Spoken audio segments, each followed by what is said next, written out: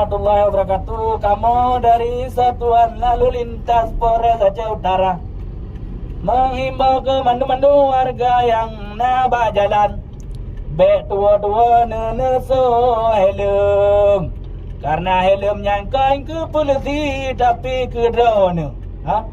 Pajan perle helm di saat drone rubah bekaulenya berunding ata anda jilung na kuso helm. Dah rubah aku hana bekaule bapa gaji pak. Jangan naik bertiga pak. Udah naik bertiga tengah pakai helm bawa gergaji lagi naik motor. Kiban cara ile menarubah kon helm manteng yang hana gergaji digona ju. Bagi yang lengkap alhamdulillah kamu ucapkan terima kasih.